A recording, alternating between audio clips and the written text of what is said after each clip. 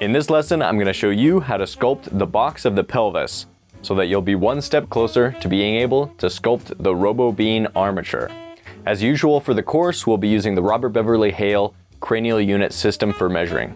Now, all of the bony landmarks of the body are complicated, but the pelvis, it's really complicated. There are tons of bony landmarks for the tendons and ligaments to attach to. There are different angles to consider, complex shapes, and a bunch of holes. Luckily for us as figurative sculptors, we just need to observe a few of the landmarks on the surface to get a good sense of the box of the pelvis. What is most important is creating a box that gives us a reliable structure with points of reference to help us build out the figure. This box will help us align our sculpture with the model and understand the tilt of the pelvis from all angles. Because we are adding clay around the box of the pelvis, we will want to create a smaller box that allows us to build on top of it. Because the pelvis is rounded, if we were to make a box that is made using the measurements of the widest points of the pelvis, the box would appear too large and will look like our armature is wearing a big diaper. To avoid this, we want to make sure the front corners of the box represent the anterior superior iliac spine, or ASIS. The distance between these two is usually about 1 1/2 units in males and just slightly over 1 1/2 units in females. These two landmarks will give us the angle of the pelvis from the front view. To locate the angle of the pelvis from the side view and complete the top plane of the box of the pelvis, we will use the top of the iliac crest. This means the bumps that indicate the top of the triangle of the sacrum will be in the mid part of the back plane of the box of the pelvis.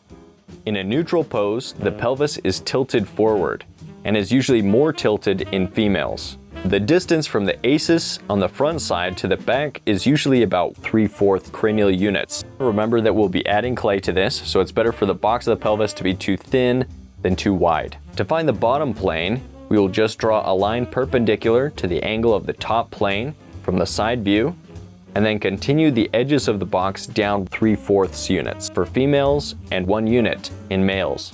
We can repeat this process from the front view to make sure that the center line of the box is perpendicular to the angle of the ASIS. This will make the box of the male pelvis 1 1/2 cranial units wide, 3/4 units deep, and 1 unit tall. And the female pelvis just slightly over 1 1/2 units wide, 3/4 deep, and 3/4 tall. Keep in mind that these proportions on the pelvis will vary from person to person, but these measurements should be a good generalization. If we overlay this box onto the skeleton, we will notice that the pubic symphysis, or pubic bone, will extend forward slightly from the front plane of the box. In the premium course, we will go over how to sculpt a more geometric anatomical bucket that is a more accurate simplification of the anatomical features of the pelvis. Okay, now that we have a general idea of the proportions and size of the box, let's build it onto the armature. If you have any questions on the wire armature, go back and watch the lesson on how to build a wire armature for sculpture. We're going to build this box on one of the 11.5-inch armatures that we built for gesture studies. If the armature is bent into a gesture study, I would recommend straightening it back out so that we are able to clearly see if the box is symmetrical from side to side and at the right angle for a neutral pose. Then we can start adding clay around the bottom of the spine and along the wire that extends out for the legs.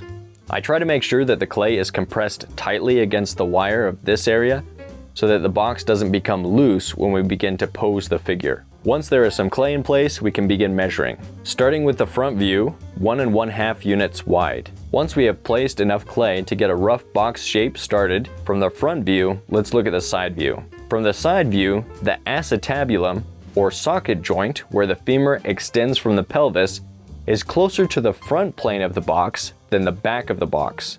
It is also closer to the bottom plane of the box than the top, or about 2/3 of the way down. This means that as we build up the clay, we can add more clay to the back of the box in the area of the buttocks, as well as to the top of the box, which is close to the bottom of the rib cage. The spine, on the other hand, should be positioned more towards the back of the box, about 2/3 of the way back. This means that if the armature is standing straight, the box of the pelvis will be angled forward, which is exactly what we want. As we build out the box, let's keep an accurate center line. Once we've got the right amount of mass and we're looking good on our measurements, 1 1/2 unit wide, 3/4 deep by 1 unit tall, then we can take some time to clean up the edges and surface of the box. Remember, this will be covered in clay, so the forms don't have to be perfect, but they should be symmetrical and accurate so that we have some reliable landmarks to refer to as we begin to add the mass of the figure and shape the contours. I usually like to make the planes of the box more convex and slightly rounded, as well as slightly flared out toward the bottom. This isn't mandatory though, and if you do make these kinds of adjustments, just be sure that the box remains symmetrical and that the corners that indicate the landmarks stay true to where they should be. It's pointless to make a more organic, stylized box that becomes skewed and unreliable. And there you have it. Now that you know how to sculpt the Loomis head, the egg of the rib cage, and the box of the pelvis, you have a much better understanding of these primary masses that make up the figure. You can now sculpt an anatomically correct, posable robo bean sculpture to use as a reference for drawing or as a foundation to sculpt on. In the premium course, I will go over how to sculpt the anatomy bucket of the pelvis, which is a more accurate abstraction of the anatomy of the pelvis, so be sure to check that out. There are also full-length demos and that warm, fuzzy feeling of knowing that you're helping us create more free and premium content for artists around the world. So thank you for that. If you found this video useful, as always, share it with your friends, and I'll see you in the next lesson.